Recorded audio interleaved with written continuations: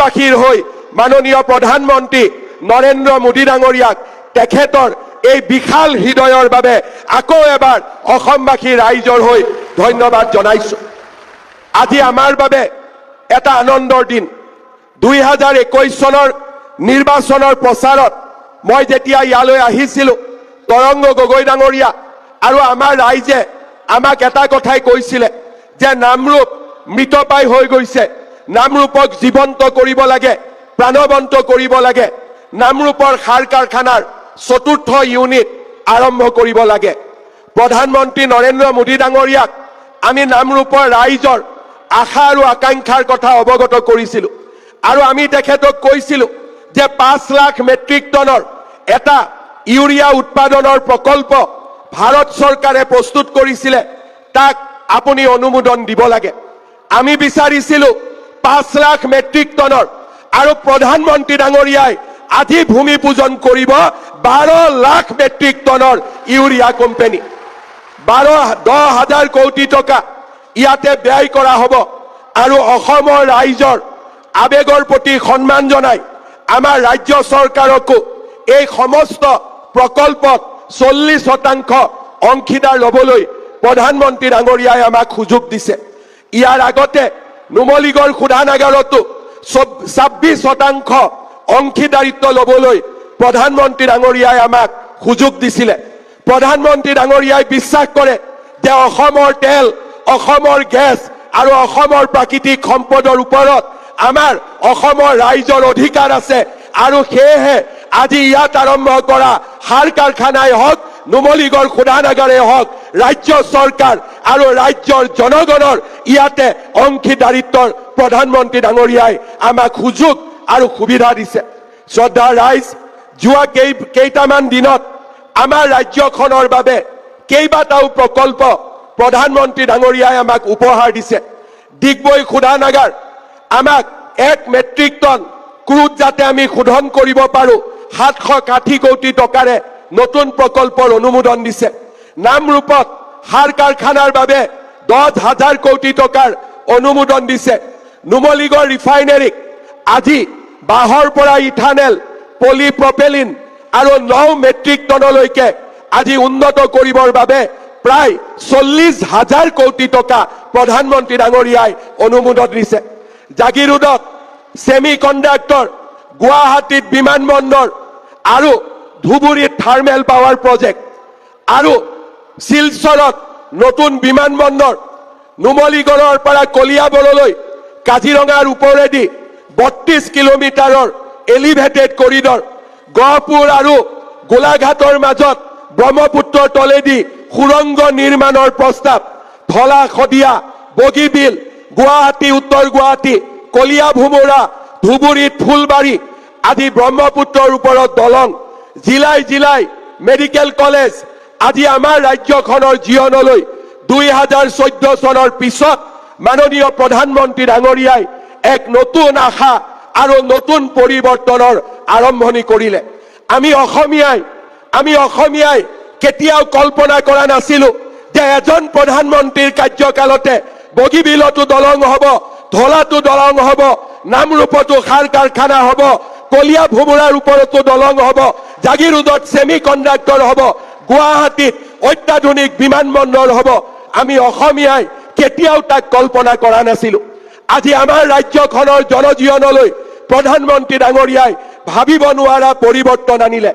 আজি আমি গৌৰৱেৰে সৈতে ক'ব পাৰো যে আমি অসম আজি ভাৰতবৰ্ষৰ ভিতৰতে 5খন সৰ্বশ্ৰেষ্ঠ ৰাজ্য হোৱাৰ দিশত আজি আমি গতি আৰম্ভ কৰিছো। এদিন আমি কৈছিলো যে অসমীয়াই যদি সুযোগ পায়, সুবিধা পায়, অসমীয়াই আকাশ চুব পাৰে। আজি প্ৰধানমন্ত্ৰী ডাঙৰীয়াই প্ৰমাণ কৰি দিলে অসমীয়াই আকাশ চুব পাৰে নহয়, অসমীয়াই আকাশ চুবই। আজি প্ৰধানমন্ত্ৰী ডাঙৰীয়াৰ নেতৃত্বত অসমীয়াই আকাশ চুইছে। মোৰ এতিয়াও মনত আছে প্ৰধানমন্ত্ৰী ডাঙৰীয়াই কৈছিলে যে অসমৰ উন্নতি ইমান হ'ব লাগে, আমি এ ফৰ এপল বুলি নকম, এ ফৰ অসম বুলি আমি কম। আজি সেই দিন আজি আহি পৰিছে। আজি বিকাশৰ উৎসৱ, চাৰিওফালে বিকাশৰ উৎসৱ, জাতি মাটি ভেটি ৰক্ষাৰ অটল প্ৰতিজ্ঞা আৰু বিকাশৰ আনন্দ। এফালে বিকাশ, এফালে অস্তিত্ব ৰক্ষাৰ মহাৰণ।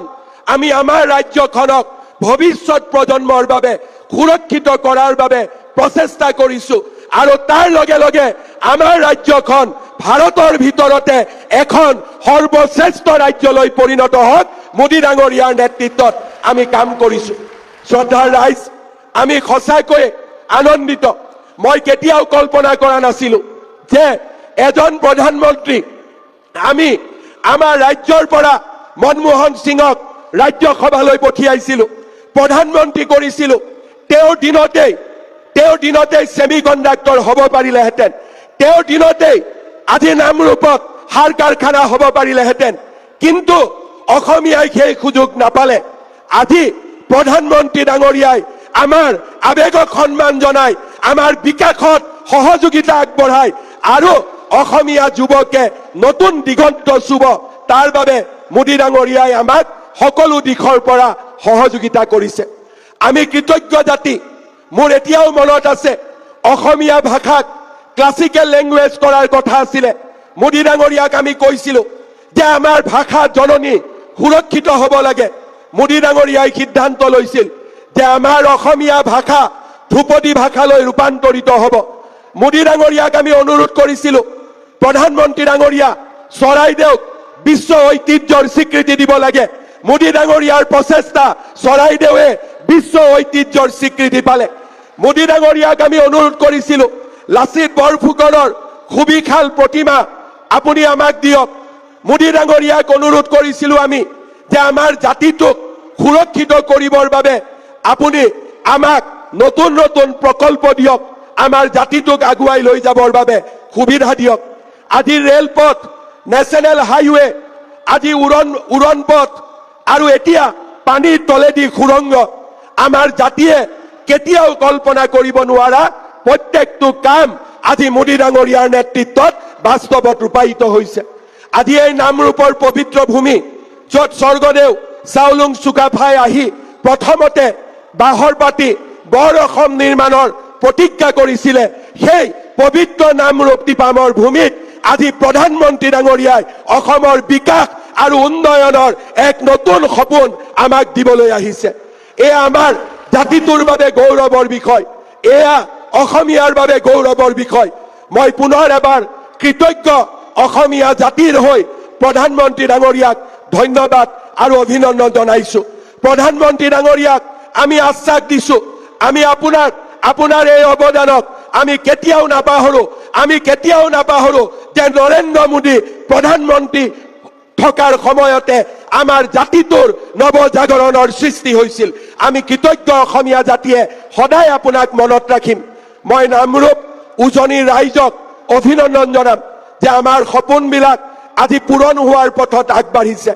ডিব্ৰুগড় অসমৰ দ্বিতীয় ৰাজধানী হোৱাৰ পথত আজি নামৰূপৰ ইউৰিয়া কাৰখানা, আমাৰ ডিগবৈ তেল শোধনাগাৰৰ কেপাচিটি ইনক্ৰিজ, আমি যিমানবিলাক আপোনালোকক প্ৰতিশ্ৰুতি দিছিলো, আজি প্ৰত্যেকটো প্ৰতিশ্ৰুতি আমি ৰক্ষা কৰিছো আৰু মই বিশ্বাস কৰো যে আপোনালোকে অনাগত দিনত আমাক আশীৰ্বাদ কৰিব, মোদী ডাঙৰীয়াক আশীৰ্বাদ কৰিব, যাতে অসমৰ উন্নয়নৰ এই অনিৰুদ্ধ যাত্ৰাক আমি আগুৱাই লৈ যাব পাৰো। আশীৰ্বাদ কৰিবনে নাই আপোনালোকে? সকলোৱে কৰিবনে নাই? সকলোৱে মোদী ডাঙৰীয়াক আশীৰ্বাদ কৰিবনে নাই? সকলোৱে মোৰ লগত আকৌ এবাৰ ক'ব, নৰেন্দ্ৰ মোদী। সকলোৱে ক'ব, গগনভেদী শব্দৰে ক'ব, নৰেন্দ্ৰ মোদী, নৰেন্দ্ৰ মোদী। ভাৰত মাতা কি, ভাৰত মাতা কি, ভাৰত মাতা কি। বহুত বহুত ধন্যবাদ। জয় হিন্দ। উজ্জয়িনীর রাইজ কেনে আছে? আপনা লোকলৈ মোৰ আন্তৰিক মৰম আৰু শ্ৰদ্ধা যাচিছো। असम के गवर्नर लक्ष्मण प्रसाद आचार्य जी, मुख्यमंत्री हेमंता बिस्वा शर्मा जी, केंद्र में मेरे सहयोगी और यहीं के आपके प्रतिनिधि, असम के पूर्व मुख्यमंत्री सर्बानंद सोनोवाल जी, असम सरकार के मंत्रीगण, सांसद, विधायक, अन्य महानुभाव और विशाल संख्या में आए हुए, हम सबको आशीर्वाद देने के लिए आए हुए मेरे सभी भाई और बहनों, जितने लोग पंडाल में हैं, उससे ज्यादा मुझे वहां बाहर दिखते हैं।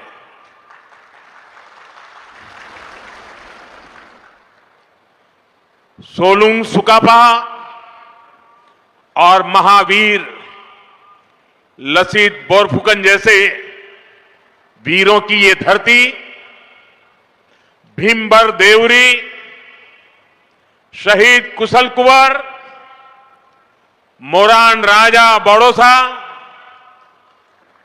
मालती मैम, इंदिरा मिरी,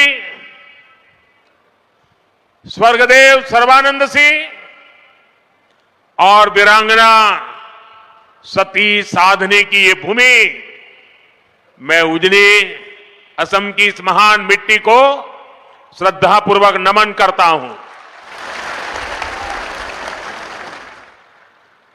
साथियों, मैं देख रहा हूं सामने दूर दूर तक आप सब इतनी बड़ी संख्या में अपना उत्साह, अपना उमंग, अपना स्नेह बरसा रहे हैं। और खासकर मेरी माताएं बहनें इतनी विशाल संख्या में आप जो प्यार और आशीर्वाद लेकर आई हैं, ये हमारी सबसे बड़ी शक्ति है, सबसे बड़ी ऊर्जा है, एक अद्भुत अनुभूति है। मेरी बहुत सी बहनें असम के चाय बागानों की खुशबू लेकर यहां उपस्थित है। चाय की ये खुशबू मेरे और असम के रिश्तों में एक अलग ही एहसास पैदा करती है। मैं आप सभी को प्रणाम करता हूं। इस स्नेह और प्यार के लिए मैं हृदय से आप सबका आभार व्यक्त करता हूं। साथियों, आज असम और पूरे नॉर्थ ईस्ट के लिए बहुत बड़ा दिन है। नामरूप और डिब्रूगढ़ को लंबे समय से जिसका इंतजार था, वो सपना भी आज पूरा हो रहा है। आज इस पूरे इलाके में औद्योगिक प्रगति का नया अध्याय शुरू हो रहा है। अभी थोड़ी देर पहले मैंने यहां अमोनिया यूरिया फर्टिलाइजर प्लांट का भूमि पूजन किया है। डिब्रूगढ़ आने से पहले गुवाहाटी में एयरपोर्ट के एक टर्मिनल का उद्घाटन भी हुआ है। आज हर कोई कह रहा है, असम विकास की एक नई रफ्तार पकड़ चुका है। मैं आपको बताना चाहता हूं, अभी आप जो देख रहे हैं, जो अनुभव कर रहे हैं, ये तो एक शुरुआत है। हमें तो असम को बहुत आगे लेकर के जाना है। आप सबको साथ लेकर के आगे बढ़ना है। असम की जो ताकत और असम की भूमिका अहोम साम्राज्य के दौर में थी, विकसित भारत में असम वैसी ही ताकतवर भूमि बनाएंगे।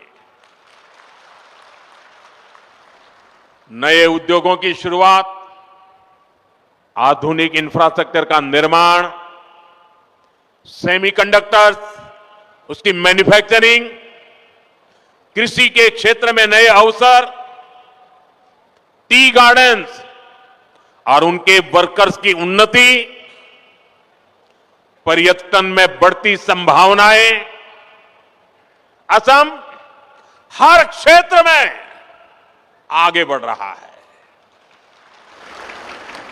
मैं आप सभी को और देश के सभी किसान भाई बहनों को इस आधुनिक फर्टिलाइजर प्लांट के लिए बहुत बहुत शुभकामनाएं देता हूं। मैं आपको गुवाहाटी एयरपोर्ट के नए टर्मिनल के लिए भी बधाई देता हूं। बीजेपी की डबल इंजन सरकार में उद्योग और कनेक्टिविटी की जुगलबंदी असम के सपनों को पूरा कर रही है और साथ ही हमारे युवाओं को नए सपने देखने का हौसला भी दे रही है। साथियों, विकसित भारत के निर्माण में देश के किसानों की, यहां के अन्नदाताओं की बहुत बड़ी भूमिका है। इसलिए हमारी सरकार किसानों के हितों को सर्वोपरि रखते हुए दिन रात काम कर रही है। यहां आप सभी को किसान हितैषी योजनाओं का लाभ दिया जा रहा है। कृषि कल्याण की योजनाओं के बीच यह भी जरूरी है कि हमारे किसानों को खाद की निरंतर सप्लाई मिलती रहे। आने वाले समय में ये यूरिया कारखाना यह सुनिश्चित करेगा। इस फर्टिलाइजर प्रोजेक्ट पर करीब 11,000 करोड़ रुपए खर्च किए जाएंगे, जहां हर साल 12 लाख मैट्रिक टन से ज्यादा खाद बनेगी। जब उत्पादन यही होगा तो सप्लाई तेज होगी, लॉजिस्टिक का खर्चा घटेगा। साथियों, नाम रूप की ये यूनिट रोजगार, स्वरोजगार के हजारों नए अवसर भी बनाएगी। प्लांट के शुरू होते ही अनेकों लोगों को यहीं पर स्थायी नौकरी भी मिलेगी। इसके अलावा जो काम प्लांट के साथ जुड़ा होता है, मरम्मत हो, सप्लाई हो, कंस्ट्रक्शन का बहुत बड़ी मात्रा में काम होगा, यानी अनेक काम होते हैं। इन सब में भी यहां के स्थानीय लोगों को और खास करके मेरे नौजवानों को रोजगार मिलेगा। लेकिन भाइयों बहनों, आप सोचिए, किसानों के कल्याण के लिए काम बीजेपी सरकार आने के बाद ही क्यों हो रहा है? हमारा नामरूप तो दशकों से खाद्य उत्पादन का केंद्र था। एक समय था जब यहां बनी खाद से नॉर्थ ईस्ट के खेतों को ताकत मिलती थी, किसानों की फसलों को सहारा मिलता था। जब देश के कई हिस्सों में खाद की आपूर्ति चुनौती बनी, तब भी नामरूप किसानों के लिए उम्मीद बना रहा। लेकिन पुराने कारखानों की टेक्नोलॉजी के समय के साथ पुरानी होती गई और कांग्रेस की सरकारों ने कोई ध्यान नहीं दिया। नतीजा यह हुआ कि नामरूप प्लांट की कई यूनिट्स इसी वजह से बंद होती गई।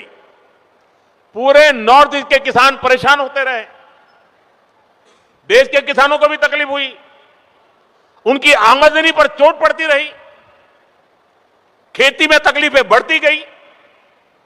लेकिन कांग्रेस वालों ने इस समस्या का कोई हल ही नहीं निकाला, वो अपनी मस्ती में ही रहे। आज हमारी डबल इंजन सरकार कांग्रेस द्वारा पैदा की गई उन समस्याओं का समाधान भी कर रही है। साथियों, असम की तरह ही देश के दूसरे राज्यों में भी खाद की कितनी ही फैक्ट्रियां बंद हो गई थी।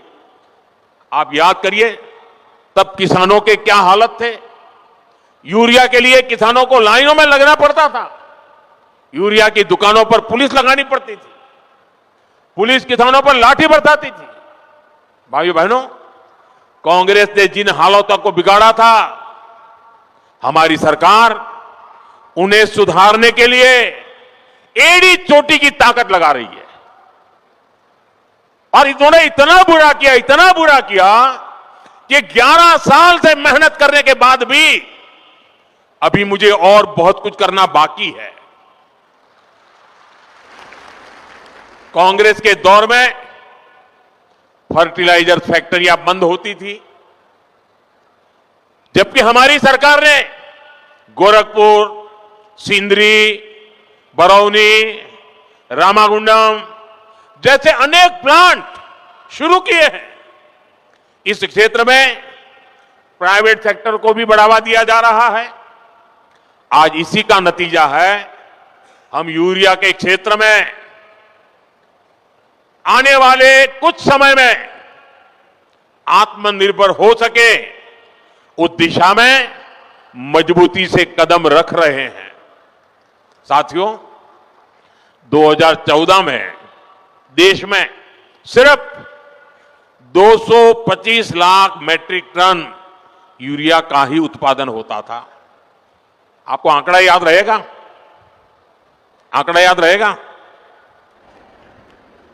आपने मुझे काम दिया 10-11 साल पहले, तब उत्पादन होता था 225 लाख मैट्रिक टन।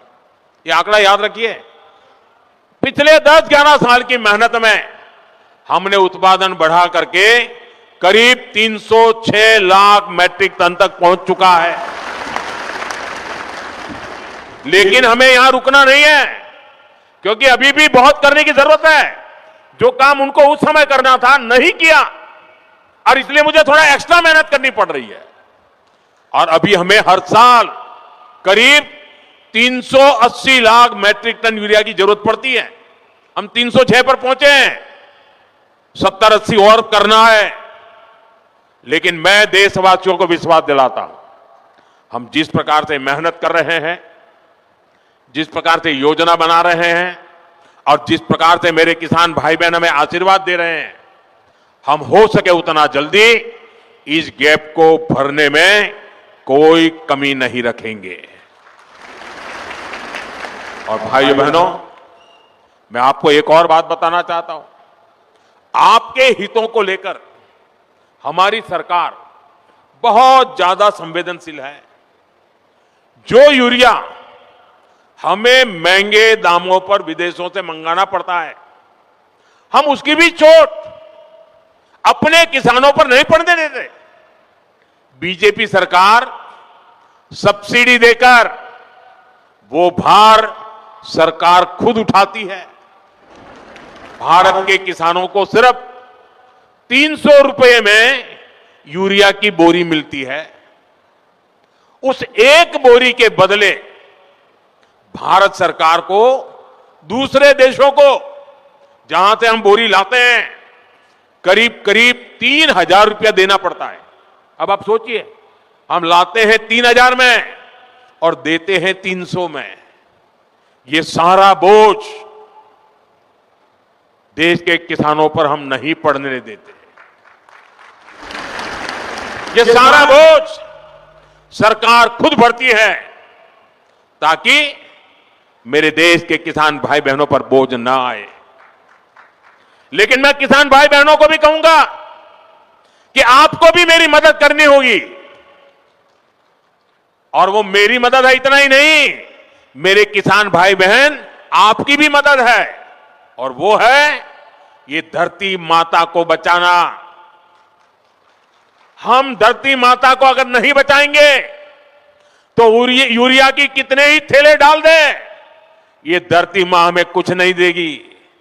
और इसलिए जैसे शरीर में बीमारी हो जाए तो दवाई भी हिसाब से लेनी पड़ती है। 2 गोली की जरूरत है, 4 गोली खा लें तो शरीर को फायदा नहीं, नुकसान हो जाता है। वैसा ही ये धरती मां को भी अगर हम जरूरत से ज्यादा, पड़ोस वाला ज्यादा बोरी डालता है, मैं भी बोरी डाल दूं, इस प्रकार से अगर करते रहेंगे तो ये धरती मां हमसे रूठ जाएगी।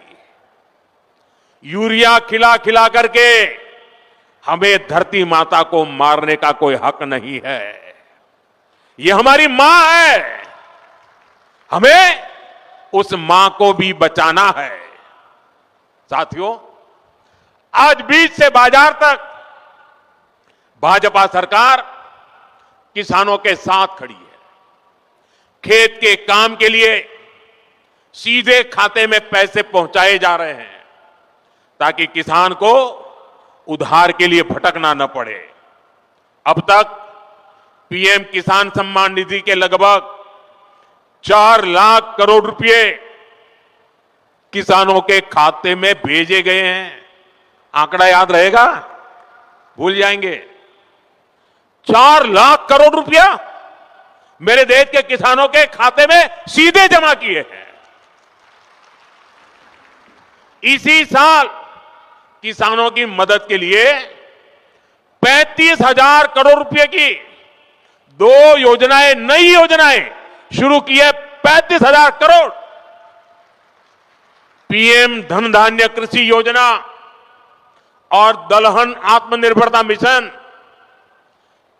इससे खेती को बढ़ावा मिलेगा। साथियों, हम किसानों की हर जरूरत को ध्यान रखते हुए काम कर रहे हैं। खराब मौसम की वजह से फसल नुकसान होने पर किसान को फसल बीमा योजना का सहारा मिल रहा है। फसल का सही दाम मिले, इसके लिए खरीद की व्यवस्था सुधारी गई है। हमारी सरकार का साफ मानना है कि देश तभी आगे बढ़ेगा जब मेरा किसान मजबूत होगा, और इसके लिए हर संभव प्रयास किए जा रहे हैं। साथियों, केंद्र में हमारी सरकार बनने के बाद हमने किसान क्रेडिट कार्ड की सुविधा से पशुपालकों और मछली पालकों को भी जोड़ दिया था। किसान क्रेडिट कार्ड केसीसी, ये केसीसी की सुविधा मिलने के बाद हमारे पशुपालक, हमारे मछली पालन करने वाले, इन सबको खूब लाभ उठा रहा है। केसीसी से इस साल किसानों को, ये आंकड़ा भी याद रखो, केसीसी से इस साल किसानों को 10 लाख करोड़ रुपए से ज्यादा की मदद दी गई है। 10 लाख करोड़ रुपया। बायो फर्टिलाइजर पर जीएसटी कम होने से भी किसानों को बहुत फायदा हुआ है। भाजपा सरकार भारत के किसानों को नेचुरल फार्मिंग के लिए भी बहुत प्रोत्साहन दे रही है। और मैं तो चाहूंगा असम के अंदर कुछ तहसील ऐसे आने चाहिए आगे जो 100% नेचुरल फार्मिंग करते हैं। आप देखिए, हिंदुस्तान को आसाम दिशा दिखा सकता है। आसाम का किसान देश को दिशा दिखा सकता है। हमने नेशनल मिशन और नेचुरल फार्मिंग शुरू की। आज लाखों किसान इससे जुड़ चुके हैं। बीते कुछ सालों में देश में 10,000 किसान उत्पाद संघ एफपीओज बने हैं। नॉर्थ ईस्ट को विशेष ध्यान में रखते हुए हमारी सरकार ने खाद्य तेलों, पाम ऑयल से जुड़ा मिशन भी शुरू किया है। ये मिशन भारत को खाद्य तेल के मामले में आत्मनिर्भर तो बनाएगा ही, यहां के किसानों की आय भी बढ़ाएगा। साथियों, यहां इस क्षेत्र में बड़ी संख्या में हमारे टी गार्डन वर्कर्स भी हैं। ये भाजपा की ही सरकार है जिसने असम के 7.5 लाख टी गार्डन वर्कर्स के जनधन बैंक खाते खुलवाए। अब बैंकिंग व्यवस्था जुड़ने की वजह से इन वर्कर्स के बैंक खातों में सीधे पैसे भेजे जाने की सुविधा मिली है। हमारी सरकार टी गार्डन वाले क्षेत्रों में स्कूल, रोड, बिजली, पानी, अस्पताल की सुविधाएं बढ़ा रही है। साथियों, हमारी सरकार सबका साथ, सबका विकास के मंत्र के साथ आगे बढ़ रही है। हमारा ये विजन देश के गरीब वर्ग के जीवन में बहुत बड़ा बदलाव लेकर आया है। पिछले 11 वर्षों में हमारे प्रयासों से, योजनाओं को धरती पर उतारने के कारण 25 करोड़ लोग, ये आंकड़ा भी याद रखना, 25 करोड़ लोग गरीबी से बाहर निकले हैं। देश में एक नियो मिडिल क्लास तैयार हुआ है। ये इसलिए हुआ है क्योंकि बीते वर्षों में भारत के गरीब परिवारों के जीवन स्तर में निरंतर सुधार हुआ है। कुछ ताजे आंकड़े आए हैं जो भारत में हो रहे बदलाव के प्रतीक हैं। साथियों, और मैं मीडिया में ये सारी चीजें बहुत कम आती है और इसलिए मैं आपसे आग्रह करता हूं, मैं जो बातें बताता हूं जरा याद रख करके औरों को बताना। साथियों, पहले गांवों के सबसे गरीब परिवारों में 10 परिवार में से एक के पास 22 बाइक तक होती नहीं थी। 10 में से एक के पास भी नहीं होती। अभी जो सर्वे आए हैं, अब गांव में रहने वाले करीब करीब आधे परिवारों के पास बाइक या कार होती है। इतना ही नहीं, मोबाइल फोन तो लगभग हर घर में पहुंच चुके हैं। फ्रिज जैसी चीजें जो पहले लग्जरी मानी जाती थी, अब ये हमारे नियो मिडिल क्लास के घरों में भी नजर आने लगी है। आज गांवों की रसोई में भी वो जगह बना चुका है। नए आंकड़े बता रहे हैं कि स्मार्टफोन के बावजूद गांव में टीवी रखने का चलन भी बढ़ रहा है। ये बदलाव अपने आप में नहीं हुआ। ये बदलाव इसलिए हुआ है क्योंकि आज देश का गरीब सशक्त हो रहा है। दूर दराज के क्षेत्रों में रहने वाले गरीब तक भी विकास का लाभ पहुंचने लगा है। साथियों, भाजपा की डबल इंजन सरकार गरीबों, आदिवासियों, युवाओं और महिलाओं की सरकार है। इसलिए हमारी सरकार असम और नॉर्थ ईस्ट में दशकों की हिंसा खत्म करने में जुटी है। हमारी सरकार ने हमेशा असम की पहचान और असम की संस्कृति को सर्वोपरि रखा है। भाजपा सरकार असमिया गौरव के प्रतीकों को हर मंच पर हाईलाइट करती है। इसलिए हम गर्व से महावीर लसित बोरफुकन की 125 फीट की प्रतिमा बनाते हैं। हम असम के गौरव भूपेन हजारिका की जन्म शताब्दी का वर्ष मनाते हैं। हम असम की कला और शिल्प को, असम के गोमोशा को दुनिया में पहचान दिलाते हैं। अभी कुछ दिन पहले ही रशिया के राष्ट्रपति श्रीमान पुतिन यहां आए थे। जब दिल्ली में आए तो मैंने बड़े गर्व के साथ उनको असम की ब्लैक टी गिफ्ट किया था।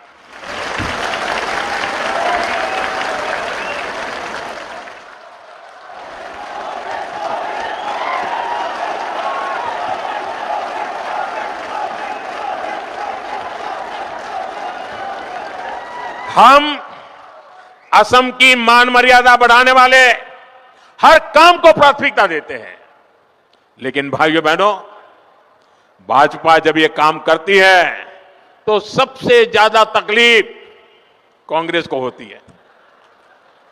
आपको याद होगा, जब हमारी सरकार ने भूपेन दा को भारत रत्न दिया था तो कांग्रेस ने खुलकर उसका विरोध किया था। कांग्रेस के राष्ट्रीय अध्यक्ष ने कहा था कि मोदी नाचने गाने वालों को भारत रत्न दे रहा है। मुझे बताइए, ये भूपेन दा का अपमान है कि नहीं है? कला संस्कृति का अपमान है कि नहीं है? असम का अपमान है कि नहीं है? ये कांग्रेस दिन रात करती है, अपमान कर रहा। हमने असम में सेमीकंडक्टर यूनिट लगवाई तो भी कांग्रेस ने इसका विरोध किया। आप मत भूलिए, यही कांग्रेस सरकार थी जितने इतने दशकों तक टी कम्युनिटी के भाई बहनों को जमीन के अधिकार नहीं मिलने दिए। बीजेपी की सरकार ने उन्हें जमीन के अधिकार भी दिए और गरिमापूर्ण जीवन भी दिया। और मैं तो चाय वाला हूं, मैं नहीं करूंगा तो कौन करेगा?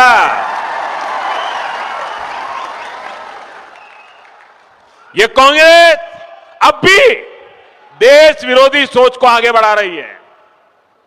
ये लोग असम के जंगल जमीन पर उन बांग्लादेशी घुसपैठियों को बसाना चाहते हैं जिनसे उनको वोट बैंक मजबूत होता है। आप बर्बाद हो जाए उनको इनकी परवाह नहीं है, उनको अपनी वोट बैंक मजबूत करनी है। भाइयों बहनों, कांग्रेस को असम और असम के लोगों से, आप लोगों की पहचान से कोई लेना देना नहीं है। इनको केवल सत्ता, सरकार और फिर जो काम पहले करते थे वो करने में इंटरेस्ट है। इसलिए इन्हें अवैध बांग्लादेशी घुसपैठिए ज्यादा अच्छे लगते हैं। अवैध घुसपैठियों को कांग्रेस ने ही बचाया और कांग्रेस ही उन्हें बचा रही है। इसलिए कांग्रेस पार्टी वोटर लिस्ट के शुद्धिकरण का विरोध कर रही है। तुष्टीकरण और वोट बैंक के इस कांग्रेसी जहर से हमें असम को बचाकर रखना है। मैं आज आपको एक गारंटी देता हूं, असम की पहचान और असम के सम्मान की रक्षा के लिए भाजपा, बीजेपी फौलाद बनकर आपके साथ खड़ी है। साथियों, विकसित भारत के निर्माण में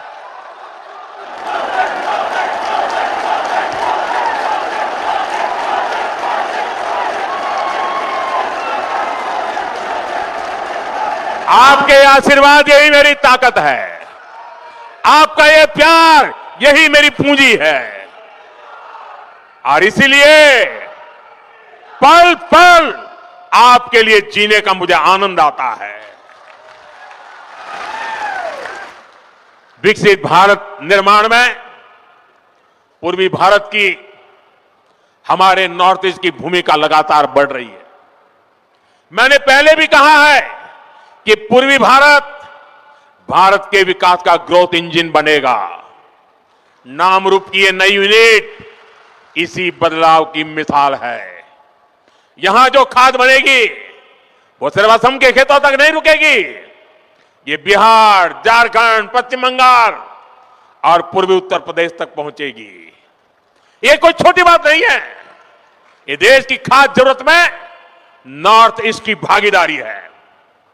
नामरूप जैसे प्रोजेक्ट ये दिखाते हैं कि आने वाले समय में नॉर्थ ईस्ट आत्मनिर्भर भारत का बहुत बड़ा केंद्र बनकर उभरेगा, सच्चे अर्थ में अष्टलक्ष्मी बनकर के रहेगा।